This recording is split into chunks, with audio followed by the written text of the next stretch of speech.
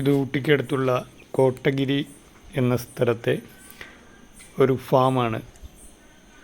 Sigma farms എന്നാണ് അറിയപ്പെടുന്നത്.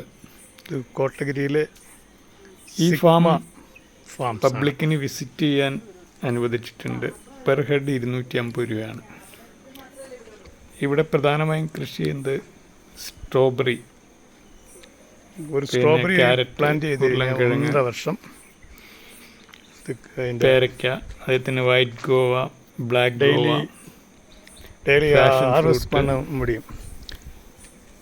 തുടങ്ങിയ ജനുവരി ഫെബ്രുവരി ധാരാളം സസ്യങ്ങൾ ഈ ഫാമിലുണ്ട്. ഈ ഗാർലിക് ഇത് സ്ട്രോബെറി കൃഷി തുടങ്ങി നമുക്ക് 1.5 വർഷത്തോളം അതിൻ്റെ വിളവ് എടുക്കാവുന്നതാണ്. അതിൽ തന്നെ ഇതേപോലെ വിളവ് ലഭിക്കുന്നത്. പുറത്ത് നട്ട് കഴിഞ്ഞാൽ മഴ വരുമ്പോൾ ഇത് സ്ട്രോബെറിയുടെ ഒരു പ്രത്യേകത എല്ലാ കാലത്തും നമുക്ക് വിളവ് തരുന്നു എന്നുള്ളതാണ്. പിന്നെ ധാരാളം ഗ്രീൻ ഹൗസ് ജലം ആവശ്യമുള്ളതുകൊണ്ട് ഡ്രിപ്പ് ഇറിഗേഷൻ മൂലം ഇത് നടക്കുകയുള്ളൂ. പിന്നെ കൂടുതലും തണുപ്പുള്ള ഏരിയ ആയതുകൊണ്ടും വെയിലൊത്തിരി പാടില്ലാത്തതുകൊണ്ടും നമുക്ക് ഗ്രീൻ ഹൗസ് എഫക്റ്റിലൂടെ മാത്രമേ ഇതിൻ്റെ വളർച്ച നിലനിർത്താൻ പറ്റുകയുള്ളൂ.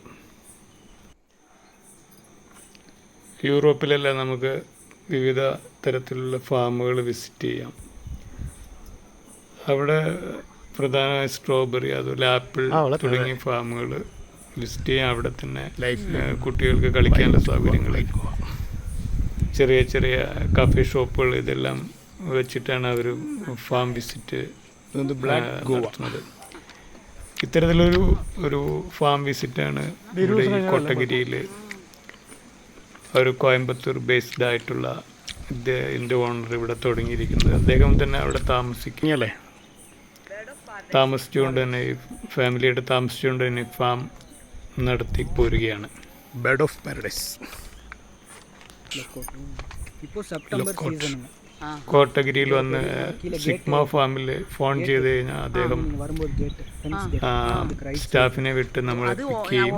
കാരണം ഈ ഫാം ഒരു മല മുകളിലാണ്, ഒരു മലയുടെ ഒരു പ്രധാന ഭാഗത്താണ് ഈ ഫാം സ്ഥിതി ചെയ്യുന്നത്. ചെങ്കുത്തായ ഇറക്കവും കയറ്റവും എല്ലാം ഉള്ളതുകൊണ്ട് നമുക്ക് വെഹിക്കിളിൽ പോകാൻ കുറച്ച് ബുദ്ധിമുട്ടുള്ളതുകൊണ്ട് അദ്ദേഹം വെഹിക്കിൾ അറേഞ്ച് ചെയ്ത് തരും. കൂടാതെ സ്ട്രോബെറി, അതുപോലെ മുളക്, പച്ചമുളക്, ഇതെല്ലാം ജൈവ സാധനങ്ങളാണ്.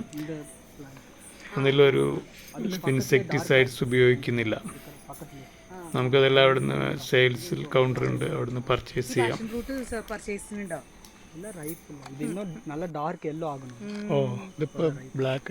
ഇത് ഫാഷൻ ഫ്രൂട്ടിൻ്റെ ഒരു പ്ലാന്റ് ആണ് ഈ കാണുന്നത്. കൂടാതെ കാർണീഷ്യം, നമ്മൾ ഡെക്കറേഷൻ ഉപയോഗിക്കുന്ന ഫ്ലവർ ഉൽപ്പാദിപ്പിക്കുന്ന ഒരു ഏരിയയാണിത്. കാർണീഷ്യം ഫ്ലവറിൻ്റെ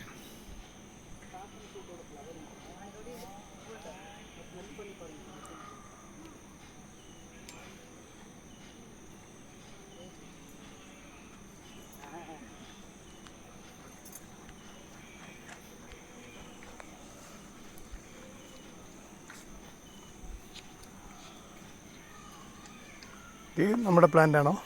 അല്ല, ഇത് ചെറിയൊരു തേയില തോട്ടം ഈ ഫാമിലുള്ളതാണ്.